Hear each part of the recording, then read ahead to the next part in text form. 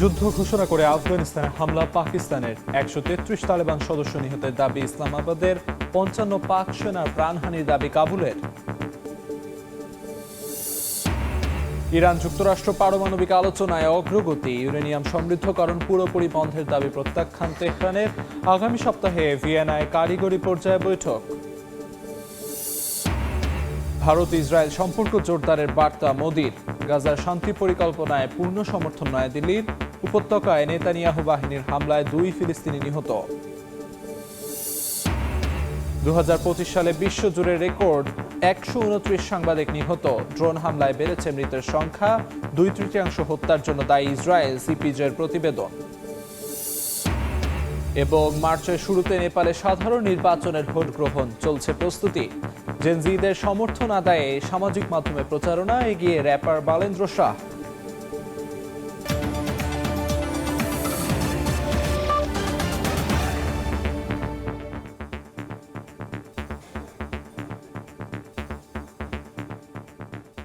আন্তর্জাতিক সময়ের সঙ্গে আছি আমি আমিরুল ইসলাম আলিফ। যুদ্ধ ঘোষণা করে আফগানিস্তানের রাজধানী কাবুল সহ বিভিন্ন শহরে বিমান হামলা চালিয়েছে পাকিস্তান। শুক্রবার ভোরের হামলায় ১৩৩ তালেবান সদস্য নিহতের দাবি করেছে ইসলামাবাদ। আহত হয়েছেন ২ শতাধিক। একই সঙ্গে ২৭টি নিরাপত্তা চৌকি ধ্বংসের পাশাপাশি ৯টি দখলের দাবি করেছে পাকিস্তানের প্রতিরক্ষা মন্ত্রণালয়। এর আগে বৃহস্পতিবার রাতে পাকিস্তানে হামলা চালিয়ে ৫৫ সেনা নিহতের দাবি করে তালেবান সরকার। জীবিত ধরে নিয়ে যাওয়া হয় বেশ কয়েকজনকে। পাশাপাশি ১৯টি সেনা চৌকি দখলের দাবি করেছে আফগান প্রতিরক্ষা মন্ত্রণালয়। তালেবানের সামরিক মুখপাত্র জানান, গেল সপ্তাহে বিমান হামলার জবাবে পাকিস্তানের খায়বার পাখতুনখোয়ার বিভিন্ন জায়গায় হামলা চালানো হয়।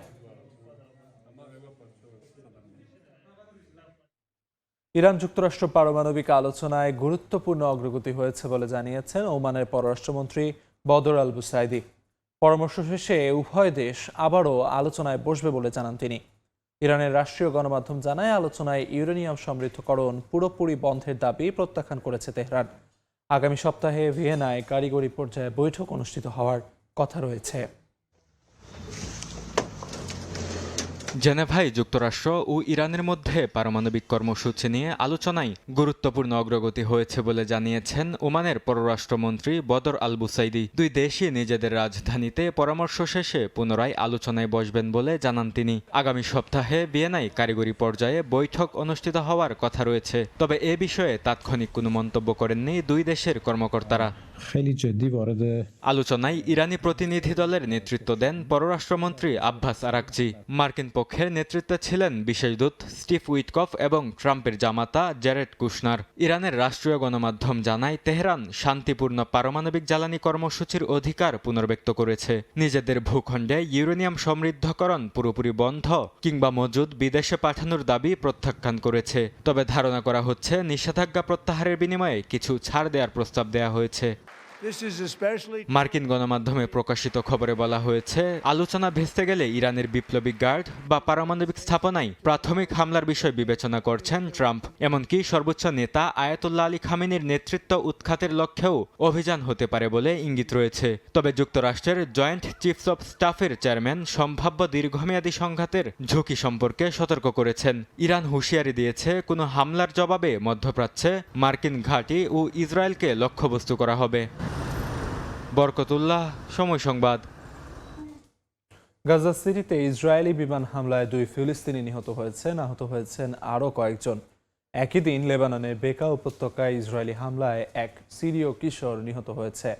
অন্যদিকে জেরুজালেমে ভারত ইসরায়েল যৌথ আলোচনায় দুই দেশের কৌশলগত সম্পর্ক আরও জোরদারের বার্তা দিয়েছেন ভারতের প্রধানমন্ত্রী নরেন্দ্র মোদী। একই সঙ্গে গাজার শান্তি পরিকল্পনার পক্ষে পূর্ণ সমর্থন জানান তিনি। যুদ্ধবিরতি কার্যকর হলেও গাজায় থামেনি ইসরায়েলি বাহিনীর নৃশংসতা। স্থানীয় সময় বৃহস্পতিবারও গাজা সিটির টাফাহ মহল্লায় বিমান হামলা চালায় নেতানিয়াহু বাহিনী। এতে বেশ কয়েকজন হতাহত হয়েছেন। উপত্যকার চিকিৎসকদের তথ্য অনুযায়ী একজন ফিলিস্তিনিকে লক্ষ্য করেই এ হামলা চালায় দখলদাররা। একই দিন লেবাননের বেকা উপত্যকায় একাধিক হামলা চালায় ইসরায়েল, যা লেবানন ইসরায়েল সীমান্ত ঘিরে চলমান উত্তেজনাকে আরও তীব্র করে তোলে। অন্যদিকে জেরুজালেমে নেতানিয়াহুর সঙ্গে এক যৌথ অনুষ্ঠানে অংশ নেন ভারতের প্রধানমন্ত্রী নরেন্দ্র মোদী। এ সময় গাজা শান্তি পরিকল্পনার পক্ষে ভারতের পূর্ণ সমর্থনের কথা জানান তিনি। অঞ্চলটির শান্তি ও স্থিতিশীলতা ভারতের নিরাপত্তার স্বার্থের সঙ্গে সরাসরি সম্পর্কিত বলে উল্লেখ করেন নরেন্দ্র মোদী। পশ্চিম এশিয়া মানবতা কখনো সংঘাতের শিকার হতে পারে না। গাজা শান্তি পরিকল্পনা একটি শান্তির পথ উন্মুক্ত করেছে। এই প্রচেষ্টায় ভারত পূর্ণ সমর্থন জানিয়েছে। ভবিষ্যতেও আমরা সব দেশের সঙ্গে সংলাপ ও সহযোগিতা অব্যাহত রাখব। সংবাদ দুই নেতার বৈঠকের পর 17টি দলিল স্বাক্ষরিত হয়। কৃত্রিম বুদ্ধিমত্তা, উৎপাদন শিল্প ও কৃষি সহযোগিতা সহ বিভিন্ন ক্ষেত্রে এই চুক্তিগুলো কৌশলগত অংশীদারিত্বকে নতুন মাত্রা দেবে বলে আশা করা হচ্ছে। একই সঙ্গে একটি মুক্ত বাণিজ্য চুক্তি চূড়ান্ত করার পক্ষেও কাজ চলছে বলে জানান ভারতের প্রধানমন্ত্রী। সফরটিকে দুই দেশের সম্পর্ক উন্নয়ন এবং আরও গভীর করার সুযোগ হিসেবে দেখছেন বিশ্লেষকরা। বরকতুল্লাহ, সময় সংবাদ। 2025 সালে বিশ্বজুড়ে রেকর্ড সংখ্যক 129 জন সাংবাদিক নিহত হয়েছেন। 2/3 হত্যার জন্য দায়ী ইসরায়েল। সম্প্রতি কমিটি টু প্রটেক্ট জার্নালিস্টের এক বিশেষ প্রতিবেদনে এ তথ্য উঠে এসেছে। এতে আরও বলা হয়, ড্রোন হামলায় সাংবাদিক নিহতের সংখ্যা উদ্বেগজনক হারে বেড়েছে। এমনকি দায় মুক্তির সংস্কৃতি ও লক্ষ্যভিত্তিক হামলা বৈশ্বিক গণমাধ্যম স্বাধীনতার জন্য বড় হুমকি হয়ে উঠেছে।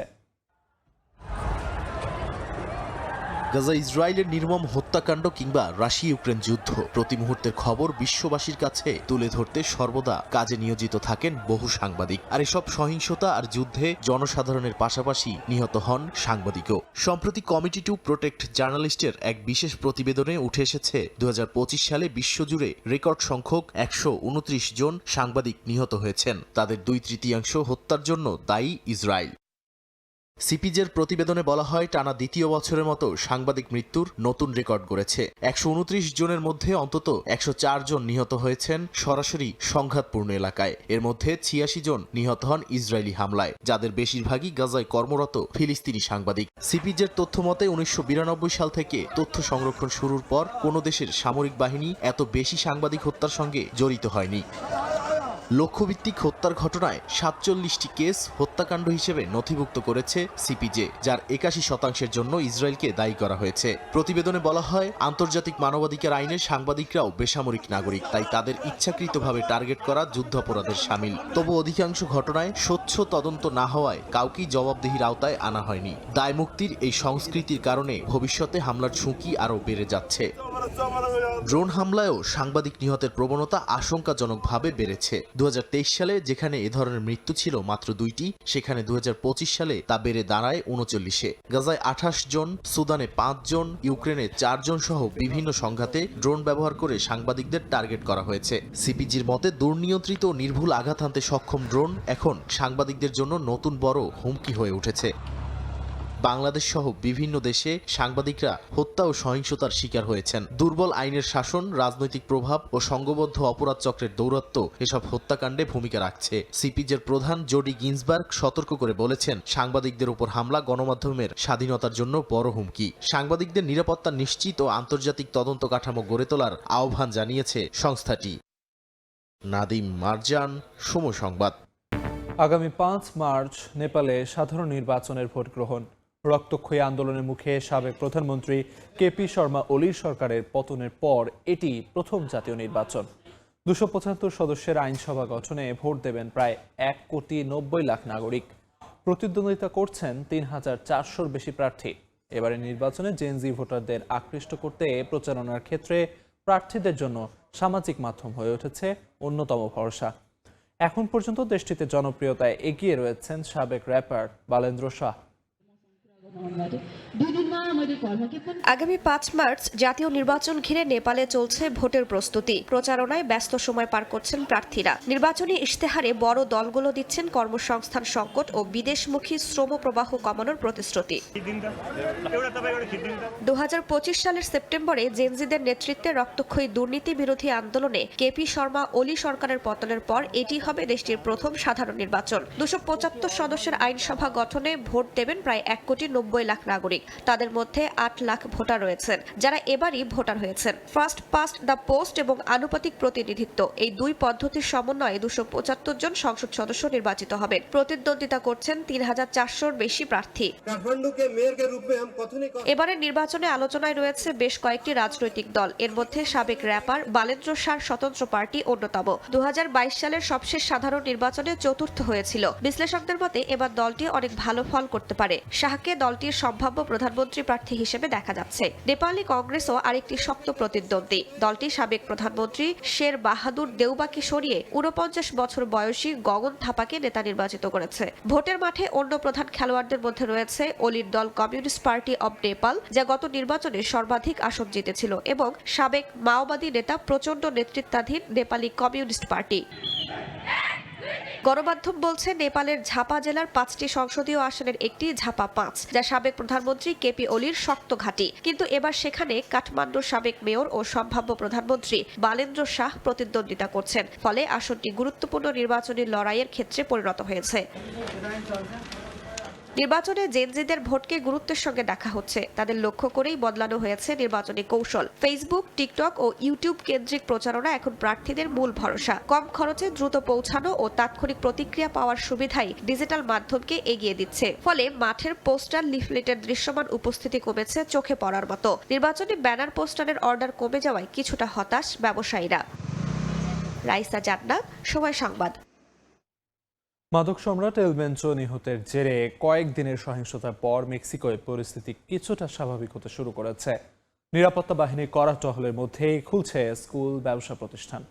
ফিরতে শুরু করেছেন পর্যটকরা, তবে এখনও আতঙ্কে রয়েছেন বাসিন্দারা। এদিকে গোয়েন্দা তথ্য দিয়ে সহায়তা করায় যুক্তরাষ্ট্রের প্রেসিডেন্ট ডোনাল্ড ট্রাম্পকে ধন্যবাদ জানিয়েছেন মেক্সিকোর প্রেসিডেন্ট ক্লদিয়া শেইনবাউম।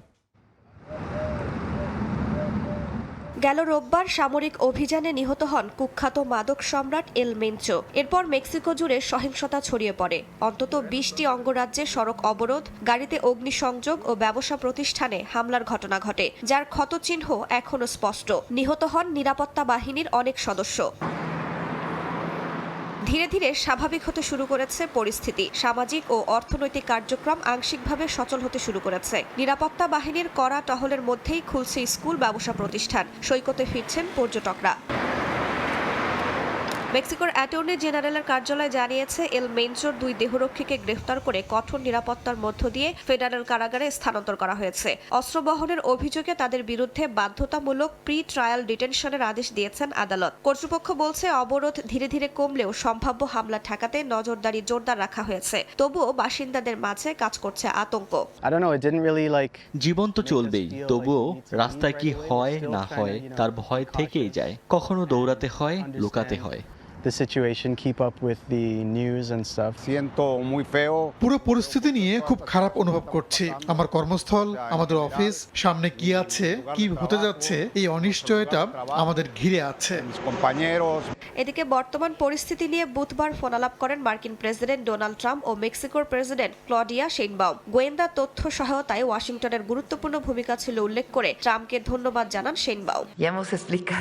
মেক্সিকোতে কি ঘটছে, পরিস্থিতি কেমন সেটা জানতে চেয়ে তিনি আমাকে ফোন করেছিলেন। আমিও তাকে জানিয়েছি অভিযানটি কিভাবে পরিচালিত হয়েছে। যুক্তরাষ্ট্র সরকারের কাছ থেকে আমরা গোয়েন্দা সহায়তা পেয়েছি এবং সমন্বয় খুব ভালোভাবেই চলছিল। সহিংসতার জেরে যুক্তরাষ্ট্র তাদের নাগরিকদের সতর্ক বার্তা দিলেও পরে তা প্রত্যাহার করা হয়। দুই দেশের নিরাপত্তা সহযোগিতা ও সীমান্ত পারের মাদক বিরোধী কৌশল এখন নতুন করে আলোচনায়। রাইসা জান্নাত, সময় সংবাদ। যুক্তরাষ্ট্র ও দক্ষিণ কোরিয়াকে শত্রু দেশ হিসেবে আখ্যা দিয়েছেন উত্তর কোরিয়ার সর্বোচ্চ নেতা কিম জং উন। সিউলের সঙ্গে সব ধরনের সম্পর্ক সম্পূর্ণ বিচ্ছিন্ন হবে বলেও জানান তিনি। তবে ওয়াশিংটন পিয়ংইয়ং এর পারমাণবিক মর্যাদা স্বীকার করে শত্রুতাপূর্ণ নীতি প্রত্যাহার করলে দুই দেশের সম্পর্ক উন্নয়নের সম্ভাবনার আভাস দেন কিম। নবম পার্টি কংগ্রেসের সমাপনী দিনে দেশের পারমাণবিক অস্ত্র ভান্ডার বাড়ানোর নির্দেশ দিয়েছেন উত্তর কোরিয়ার সর্বোচ্চ এই নেতা। উত্তর কোরিয়ার জাঁকজমক আয়োজনে অনুষ্ঠিত হলো নবম পার্টি কংগ্রেসের সমাপনী দিনের কুচকাওয়াজ। মেয়েকে নিয়ে আয়োজন উপভোগ করেন সর্বোচ্চ নেতা কিম জং উন। কুচকাওয়াজে 14,000-এর বেশি সেনা অংশ নিলেও আগের মতো পারমাণবিক ক্ষেপণাস্ত্র বা ভারী অস্ত্রের প্রদর্শন দেখা যায়নি। সমাপনী অনুষ্ঠানে দেয়া ভাষণে দেশের পারমাণবিক অস্ত্রভান্ডার আরও বাড়ানোর ঘোষণা দেন কিম। জাতীয় নিরাপত্তায় পারমাণবিক শক্তিই প্রধান গ্যারান্টি বলে উল্লেখ করেন তিনি। নতুন 5 বছর মেয়াদী পরিকল্পনায় স্থল ও সাবমেরিন থেকে নিক্ষেপযোগ্য আন্তঃমহাদেশীয় ক্ষেপণাস্ত্র, কৃত্রিম বুদ্ধিমত্তা নির্ভর ড্রোন, ইলেকট্রনিক ওয়ারফেয়ার সিস্টেম এবং উন্নত রিকনেসান্স স্যাটেলাইট তৈরির কথা জানান কিম। 600 মিলিমিটার ও নতুন 240 মিলিমিটার রকেট সিস্টেমকে দক্ষিণ কোরিয়ার বিরুদ্ধে মূল আঘাত হানার মাধ্যম হিসেবে উল্লেখ করেন তিনি। প্রতি বছর এসব অস্ত্রের সংখ্যা ও মোতায়েন বাড়িয়ে আঘাতের ঘনত্ব বৃদ্ধি করার কথাও বলেন। নৌবাহিনীতেও পারমাণবিক সক্ষমতা জোরদারের উপর বিশেষ গুরুত্ব দেওয়ার নির্দেশ দেন। দক্ষিণ কোরিয়ার সঙ্গে সব ধরনের সম্পর্ক সম্পূর্ণ বিচ্ছিন্ন বলেও ঘোষণা দেন কিম জং উন। সিওলকে সবচেয়ে বৈরীসত্তা আখ্যা দিয়ে সীমান্ত আরও সুরক্ষিত করার নির্দেশ দেন। কিম হুঁশিয়ারি দেন, উত্তর কোরিয়ার সার্বভৌমত্বে আঘাত হানলে তার তাৎক্ষণিক ও ধ্বংসাত্মক জবাব দেওয়া হবে। সিওল ও ওয়াশিংটনকে শত্রু আখ্যা দিলেও যুক্তরাষ্ট্র উত্তর কোরিয়ার পারমাণবিক মর্যাদা স্বীকার করে শত্রুতাপূর্ণ নীতি প্রত্যাহার করলে দেশটির সঙ্গে সম্পর্ক উন্নয়নের সম্ভাবনা রয়েছে বলে ইঙ্গিত করেন তিনি। একই সঙ্গে রাশিয়া ও চীনের মতো প্রতিবেশী দেশগুলোর সঙ্গে সম্পর্ক জোরদারের ইঙ্গিত দেন। সাদিয়া তাসনিম, সময় সংবাদ। থাইল্যান্ডের সমুদ্র উপকূলে চলছে যৌথ সামরিক মহড়া কোবরা গোল্ড। যুক্তরাষ্ট্র সহ 30 দেশের সেনাদের যৌথ অংশগ্রহণে এই মহড়া পরিচালিত হচ্ছে। এদিন স্থল, নৌ ও আকাশপথে সমন্বিত হামলা ও প্রতিরক্ষা অনুশীলনে দেখানো হয় পূর্ণাঙ্গ যুদ্ধ প্রস্তুতি। ইন্দো প্যাসিফিক অঞ্চলে চীনা প্রভাব কমাতেই এই মহড়া বলে ধারণা করা হচ্ছে। নিজেদের সামরিক সক্ষমতার জানান দিতে যৌথ মহড়া চালাচ্ছে যুক্তরাষ্ট্র ও তার মিত্ররা। 1982 সালে শুরু হওয়া কোবরা গোল্ড নামের এই মহড়া এখন অঞ্চলের অন্যতম বড় বহুজাতিক সামরিক অনুশীলন। এবার বার্ষিক মহড়ায় যোগ দিয়েছে দক্ষিণ কোরিয়া ও সিঙ্গাপুরও। থাইল্যান্ডের পূর্ব উপকূলে অনুষ্ঠিত 45তম আসরে 30টি দেশের 8,000-এর বেশি সেনা সদস্য অংশ নিচ্ছেন। 23 ফেব্রুয়ারি শুরু হওয়া এই মহড়া চলবে 6 মার্চ পর্যন্ত। সমুদ্র তীরে প্রথমে পরিচালিত হয় সিমুলেটেড বিমান হামলা। এরপর নৌবাহিনীর উভচরী যান থেকে সেনা অবতরণ করে সৈকত দখলের অনুশীলন করে। স্থল, নৌ ও বিমান বাহিনীর সমন্বয় ফিল্ড ট্রেনিং এক্সারসাইজ বা FTX পর্যায়ে বাস্তব যুদ্ধ পরিস্থিতির অনুকরণ করা হয়। সেনারা ধোঁয়ার আড়ালে এগিয়ে প্রতিরক্ষা ও আক্রমণ কৌশল প্রদর্শন করে। থাই নৌবাহিনীর ফার্স্ট নেভাল এরিয়া কমান্ডের কমান্ডার জানান, এই মহড়ার মূল লক্ষ্য যৌথ পরিকল্পনা ও সমন্বিত অভিযান পরিচালনার সক্ষমতা বাড়ানো। নির্ধারিত লক্ষ্য সফলভাবে অর্জিত হয়েছে বলেও জানান তিনি। এছাড়া মহড়ায় উদ্ধার হেলিকপ্টারের মাধ্যমে ক্যাজুয়ালিটি ইভাকুয়েশন ড্রিলও পরিচালিত হয়। যুক্তরাষ্ট্র, থাইল্যান্ড, সিঙ্গাপুর ও দক্ষিণ কোরিয়ার সেনারা যৌথ ছবি তুলে সামরিক অংশীদারিত্বের বার্তা দেন। বিশ্লেষকরা বলছেন, ইন্দো প্যাসিফিক অঞ্চলে চীনা প্রভাব কমাতেই এই মহড়া চালানো হচ্ছে। নাদিম মারজান, সময় সংবাদ। মার্কিন প্রেসিডেন্ট ডোনাল্ড ট্রাম্পের বয়স এবং মানসিক সক্ষমতা নিয়ে খোদ যুক্তরাষ্ট্রের নাগরিকদের মধ্যেই বাড়ছে উদ্বেগ। রয়টার্স ইপসোস জরিপে দেখা গেছে দেশটির 61% নাগরিক মনে করেন বয়সের ভারে ট্রাম্প এখন খামখেয়ালি হয়ে পড়েছেন। নিজ দল রিপাবলিকান পার্টির 30% সমর্থকও একই মত দিয়েছেন। বাইডেনের বিদায়কালীন পরিস্থিতির মতো চরম না হলেও ট্রাম্পের শারীরিক সক্ষমতা ও মস্তিষ্কের ধারের গ্রাফ গত 1 বছরে উল্লেখযোগ্য হারে নিচে নেমেছে। ৭৯ বছর বয়সী মার্কিন প্রেসিডেন্ট ডোনাল্ড ট্রাম্পের শাসনকাল 1 বছর পেরোতেই তার মানসিক তীক্ষ্ণতা নিয়ে প্রশ্ন উঠতে শুরু করেছে। রয়টার্স ইপসোস জরিপ অনুযায়ী 61% মার্কিন নাগরিক মনে করেন ট্রাম্প বয়সের কারণে অসংলগ্ন আচরণ করছেন। এমনকি রিপাবলিকান শিবিরেও এই উদ্বেগ বাড়ছে। দলটির প্রতি 10 জন সমর্থকের মধ্যে অন্তত 3 জন তার সক্ষমতা নিয়ে সন্দিহান। যদিও বাইডেনের বিদায় বেলায় এই সংখ্যা আরও বেশি ছিল, তবে ট্রাম্পের বর্তমান গ্রাফও উদ্বেগের কারণ হয়ে দাঁড়িয়েছে। পরিসংখ্যান বলছে 2023 সালের সেপ্টেম্বরে 54% মানুষ ট্রাম্পকে মানসিকভাবে তীক্ষ্ণ মনে করলেও বর্তমানে তা কমে দাঁড়িয়েছে 45%। CNN এর জরিপেও একই তথ্য উঠে এসেছে, যেখানে 53% মানুষ তার শারীরিক সক্ষমতা ও মস্তিষ্কের ধারের ওপর আস্থা রাখতেন, সেখানে এখন মাত্র 46% তাকে কার্যকর মনে করছেন। ওয়াশিংটন পোস্ট ও ABC নিউজের আরেক জরিপে 56% মার্কিন নাগরিকই এখন ট্রাম্পের মানসিক তীক্ষ্ণতা নিয়ে সরাসরি নেতিবাচক মত দিচ্ছেন। মানসিক অবস্থার পাশাপাশি ট্রাম্পের শারীরিক ফিটনেস নিয়েও মানুষের আত্মবিশ্বাস কমছে। পিউ রিসার্চ সেন্টারের তথ্য বলছে, ট্রাম্পের শারীরিক সক্ষমতা নিয়ে খুবই আত্মবিশ্বাসী এমন মানুষের হার 35% থেকে কমে এখন 28% ঠেকেছে। আইসল্যান্ড ও গ্রিনল্যান্ড বারবার গুলিয়ে ফেলা কিংবা জনসম্মুখে ঝিমিয়ে পড়ার মতো ঘটনাগুলো এই সংশয়কে আরও উস্কে দিচ্ছে। হোয়াইট হাউসের ধীরগতির মেডিকেল রিপোর্ট প্রকাশও এই সন্দেহের পালে হাওয়া দিচ্ছে। মালিহা সুহরওয়ার্দী, সময় সংবাদ। মার্কিন কংগ্রেসের দুই মুসলিম নারী সদস্য রাশিদা তালিব ও ইলহান ওমরকে দ্রুত নিজ নিজ দেশে ফেরত পাঠানো উচিত বলে মন্তব্য করেছেন প্রেসিডেন্ট ডোনাল্ড ট্রাম্প। বুধবার ট্রাম্পের স্টেট অব দ্য ইউনিয়ন ভাষণ চলাকালীন ওই দুই সদস্য তাকে উদ্দেশ্য করে চিৎকার ও প্রতিবাদ করার পর তিনি এই মন্তব্য করেন। নিজের সামাজিক যোগাযোগ মাধ্যম ট্রুথ সোশ্যালে দেয়া এক বার্তায় ট্রাম্প লিখেছেন, যারা এমন আচরণ করতে পারে তারা দেশের জন্য অত্যন্ত ক্ষতিকর। যেখান থেকে এসেছে যত দ্রুত সম্ভব সেখানেই তাদের পাঠিয়ে দেওয়া উচিত। ট্রাম্প ভাষণ দেওয়ার সময় অভিবাসন কর্মকর্তাদের হাতে মার্কিন নাগরিকদের মৃত্যুর প্রতিবাদ জানান ওই দুই আইন প্রণেতা। দেখছেন আন্তর্জাতিক সময়। কুখ্যাত যৌন অপরাধী জেফ্রি এপস্টেইনের অপরাধ নিয়ে তদন্তে সাক্ষ্য দিতে হাজির হয়েছেন যুক্তরাষ্ট্রের সাবেক পররাষ্ট্রমন্ত্রী হিলারি ক্লিন্টন। স্থানীয় সময় বৃহস্পতিবার 6 ঘন্টারও বেশি সময় প্রশ্নোত্তরের পর শেষ হয় প্রথম দিনের সাক্ষ্য গ্রহণ। শুক্রবার বিল ক্লিন্টনেরও সাক্ষ্য দেওয়ার কথা রয়েছে, যা ইতিহাসে প্রথম কোনো প্রেসিডেন্টের কংগ্রেসে সাক্ষ্য দেওয়ার ঘটনা। সম্প্রতি এপস্টিন কাণ্ডে নাম জড়িয়ে সমালোচিত হন সাবেক মার্কিন প্রেসিডেন্ট বিল ক্লিন্টন ও তার স্ত্রী হিলারি ক্লিন্টন। কংগ্রেস অবমাননার চাপের মুখে এ বিষয়ে প্রতিনিধি পরিষদের কাছে সাক্ষ্য দিতে সম্মত হন ক্লিন্টন দম্পতি। এর প্রেক্ষিতেই বৃহস্পতিবার কমিটির সামনে হাজির হন হিলারি।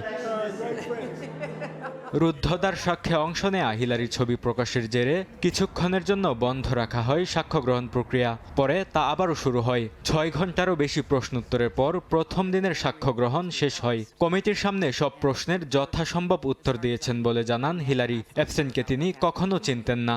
ম্যাক্সওয়েলকে কেবল সাধারণভাবে চিনলেও তার সঙ্গে কোনো ঘনিষ্ঠ সম্পর্ক ছিল না বলে জানান তিনি।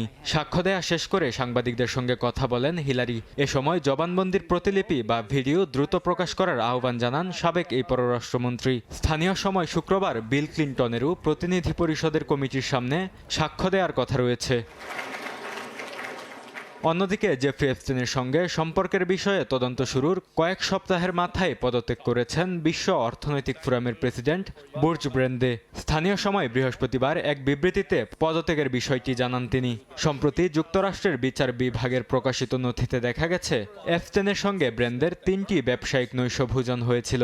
এছাড়া তিনি এই অর্থ বিনিয়োগকারীর সঙ্গে ইমেল ও খুদে বার্তায় নিয়মিত যোগাযোগ রক্ষা করতেন।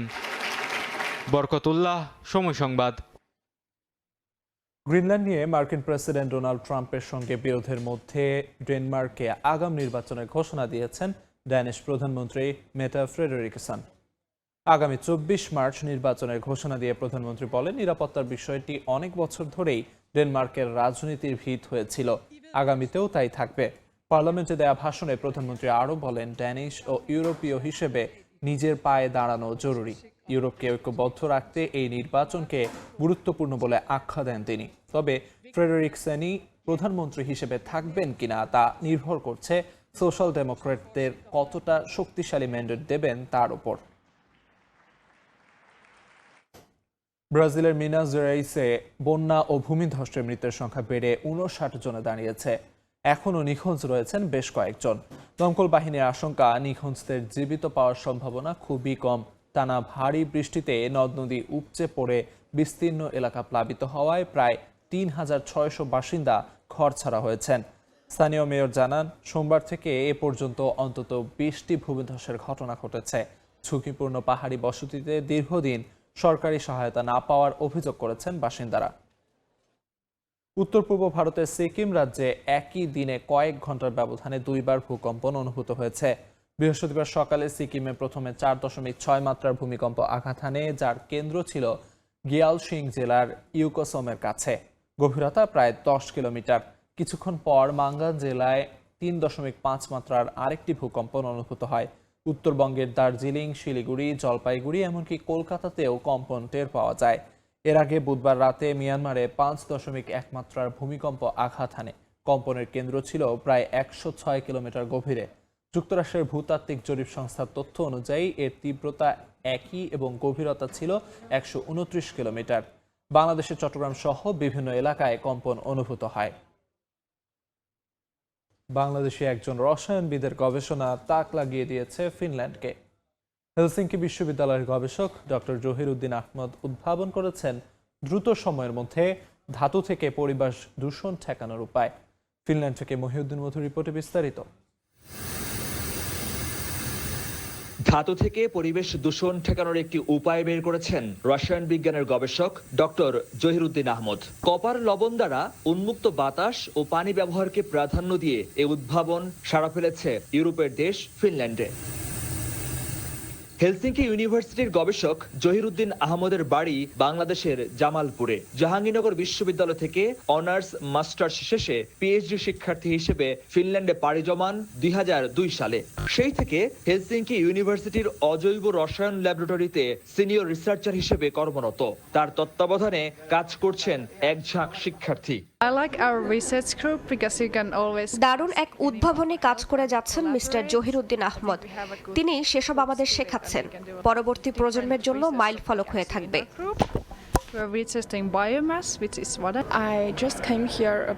আমি ডক্টর জহিরুদ্দিনের তত্ত্বাবধানে গবেষণা সহকারী হিসেবে কাজ করছি। রসায়ন বিজ্ঞান গবেষণার মাধ্যমে সবুজ পরিবেশ নিশ্চিত করার বেশ কিছু উপায় তিনি আমাদের শেখাচ্ছেন। তিনি চমৎকারভাবে বিষয়গুলো আমাদেরকে অনুধাবন করান। জহিরুদ্দিনের গবেষণায় শিল্প খাতে ব্যবহৃত ব্যয়বহুল ও দূষণকারী অনুঘটক কমানোর উপায় বের করা হয়েছে। ফিনল্যান্ডের রসায়ন খাতে জহিরুদ্দিন আহমদ এক উজ্জ্বল নাম। চমৎকার সব গবেষণা করে তিনি আমাদের তাক লাগিয়ে দিয়েছেন। আশা করি তিনি আমাদের আরো দারুণ সব গবেষণা উপহার দিবেন। তাকে দেখে বাংলাদেশের শিক্ষার্থীরা অনুপ্রেরণা পাবে। দেশের প্রতি দায়বদ্ধতা তাড়া দেয় জহিরুদ্দিন আহমদকে। রসায়নের বিভিন্ন শাখায় তার চলমান গবেষণার জন্য বাংলাদেশের বেশ কিছু শিক্ষার্থীকে নিয়ে আসতে চান ফিনল্যান্ডে। বিভিন্ন দেশে আমাদের কোলাবোরেশন আছে আমার বসের প্রফেসরে, so we can do there some reaction also. I have planned to do here and Bangladesh some of part of the reactions that we can do others country. গবেষণার পাশাপাশি প্রবাসী বাংলাদেশিদের জন্য কাজ করছেন জহিরুদ্দিন আহমদ। 2003 সালে তারা বাফফু নামে একটি সংগঠন প্রতিষ্ঠা করেন, যা হেলসিঙ্কি অঞ্চলে অধ্যয়নরত বাংলাদেশি শিক্ষার্থীদের নানাভাবে সহায়তা করে। মহিউদ্দিন মধু, সময় সংবাদ, ফিনল্যান্ড। দেখছেন আন্তর্জাতিক সময়। পবিত্র রমজানের সন্ধ্যায় আলো, ঐতিহ্য আর উৎসবের আবহে মুখর সৌদি আরবের জেদ্দার প্রাচীন শহর আল বালাদ। মিনারের ছায়ায় রসুন বারান্দার নিচে জমে উঠেছে ইফতার সেহরির আড্ডা। গলিতে গলিতে দেখা মেলে রং বেরঙের কিয়েস্ক বা ছোট ছোট খাবারের দোকান। ঐতিহাসিক তাৎপর্যে ভরপুর পুরনো নগরীতে যেন ফিরে এসেছে নতুন স্পন্দন। সৌদি আরবের জেদ্দায় আল বালাদ শহরে সরু গলি আর প্রবাল পাথরের পুরানো দালান যেন রমজানে ফিরে পেয়েছে নতুন প্রাণ। মিনারের ছায়া, ঝলমলে আলোকসজ্জা আর রং বেরঙের কিয়স্ক সব মিলিয়েছিল এক অনন্য আবহ। ইফতারের সময় ঘনিয়ে এলে পরিবার পরিজন নিয়ে হাজির হন স্থানীয়রা। রমজানের সন্ধ্যায় আল বালাদের পথে পথে খাবারের সুবাস যেন বাতাসে মিশে গেছে। খেজুর আর আরবি কফি দিয়ে ইফতার শুরু করেন স্থানীয়রা। ছোট ছোট দোকানগুলোতে বিক্রি হচ্ছে গরম সাম্বুসা, কাবাব আর মচমচে ফালাফাল। কোথাও বড় হাঁড়িতে রান্না হচ্ছে সুগন্ধি ভাত মাংস, আবার কোথাও গ্রিলে সেকা মাংসের টুকরো পরিবেশন করা হচ্ছে গরম রুটির সঙ্গে। মিষ্টান্নের স্টলে সাজানো কুনাফা, বাকলাভা আর নানা ধরনের আরবি মিষ্টি। বিক্রেতারা জানিয়েছেন আগের চেয়ে স্থানীয়দের উপস্থিতি এবার বেশি। উৎসবের আমেজে ক্রেতারা পরস্পরের প্রতি সহানুভূতিশীল আচরণ করছেন বলেও সন্তুষ্টি প্রকাশ করেছেন এই ব্যবসায়ীরা। ঐতিহাসিক জেদ্দা এলাকায় এবারের উপস্থিতি সত্যি চমৎকার ছিল। আয়োজন অত্যন্ত সুশৃঙ্খল হয়েছে। ভিড় নিয়ন্ত্রিত, অতিরিক্ত চাপ নেই। মানুষজন খুবই সহানুভূতিশীল এবং বুঝদার আচরণ করছেন। সত্যি বলতে আয়োজন ও উপস্থিতি দুটোই দারুণ। দর্শনার্থী দর্শনার্থীরা বলছেন রমজানে আল বালাদে আসা নতুন কিছু না, এ এক প্রজন্মান্তরের ঐতিহ্য। শৈশবের স্মৃতি আর পূর্বপুরুষের উত্তরাধিকার বাঁচিয়ে রাখতে সরকারি সংরক্ষণ প্রচেষ্টা গুরুত্বপূর্ণ বলেও জানান তারা। এই পুরনো বাড়িগুলো অত্যন্ত সুন্দর। ঐতিহাসিক এলাকা সংরক্ষণে রাষ্ট্র ব্যাপক গুরুত্ব দিয়েছে, যা সত্যিই প্রশংসনীয়। আর সেটাই আমাদের আকর্ষণ করেছে। এটি মানুষকে ইতিহাস সংরক্ষণে আরো উৎসাহিত করবে। 2014 সালে ইউনেস্কো জেদ্দার ঐতিহাসিক এ নগরীকে বিশ্ব ঐতিহ্যের স্বীকৃতি দেয়। আধুনিক বাণিজ্য কেন্দ্র হিসেবে পরিচিত জেদ্দা এখন ঐতিহ্যভিত্তিক পর্যটনেও জোর দিচ্ছে, যা সৌদি ভিশন 2030-এর সাংস্কৃতিক পুনর্জাগরণ পরিকল্পনার অংশ। মালিহা সুহরওয়ার্দী, সময় সংবাদ। গ্রিসের উপকূলীয় শহর গ্যালাক্সিতে অনুষ্ঠিত হয়েছে বার্ষিক ফ্লাওয়ার ওয়ার। কার্নিভাল উপলক্ষে রাস্তায় জড়ো হন শত শত মানুষ। একজন আরেকজনকে রঙিন আটা ছুঁড়ে উৎসবে মাতেন।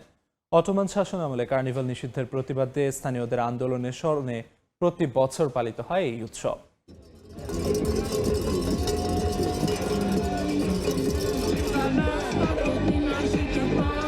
গ্রিসের উপকূলীয় শহর গ্যালাক্সিদের রাস্তা জুড়ে শুধু উল্লাসরত মানুষের ভিড়। সমুদ্র উপকূলে জড়ো হয়ে একে অপরের দিকে রং বেরঙের আটা ছুড়ে দিচ্ছেন তারা। অদ্ভুত শোনালেও প্রতি বছরই শহরটিতে আয়োজন করা হয় এই আটার যুদ্ধ বা ফ্লাওয়ার ওয়ারের। এ সময় গ্যালাক্সিদের আকাশ ছেয়ে যায় রঙিন আটায়।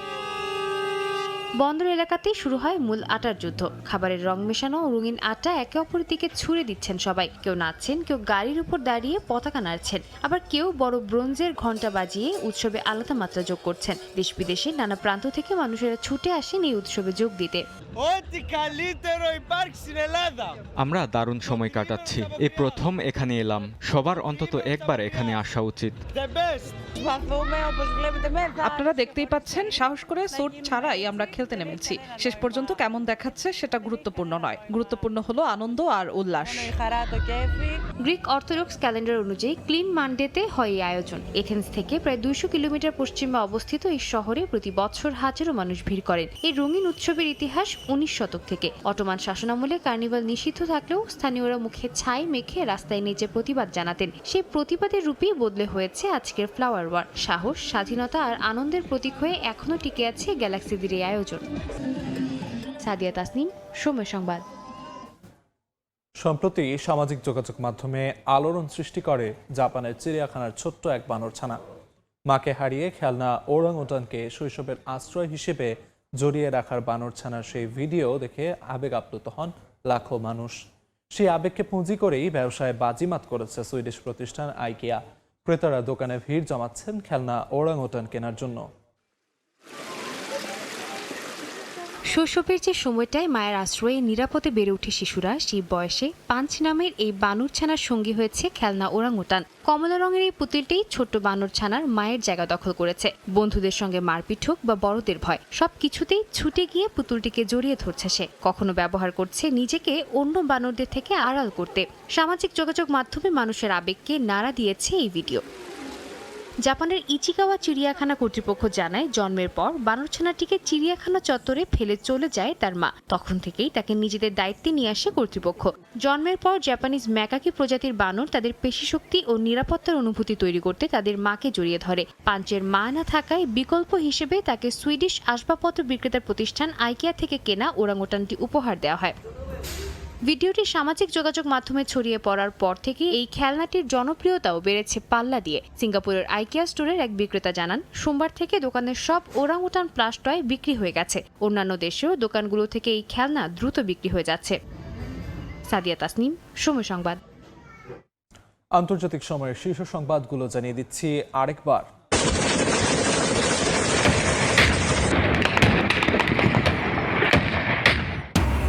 যুদ্ধ ঘোষণা করে আফগানিস্তানে হামলা পাকিস্তানের। 133 তালেবান সদস্য নিহতের দাবি ইসলামাবাদের। 55 পাক সেনার প্রাণহানির দাবি কাবুলের। ইরান যুক্তরাষ্ট্র পারমাণবিক আলোচনায় অগ্রগতি। ইউরেনিয়াম সমৃদ্ধকরণ পুরোপুরি বন্ধের দাবি প্রত্যাখ্যান তেহরানের। আগামী সপ্তাহে ভিয়েনায় কারিগরি পর্যায়ে বৈঠক। এবং ভারত ইসরায়েল সম্পর্ক জোরদারের বার্তা মোদির। গাজার শান্তি পরিকল্পনায় পূর্ণ সমর্থন নয়াদিল্লির। উপত্যকায় নেতানিয়াহু বাহিনীর হামলায় 2 ফিলিস্তিনি নিহত।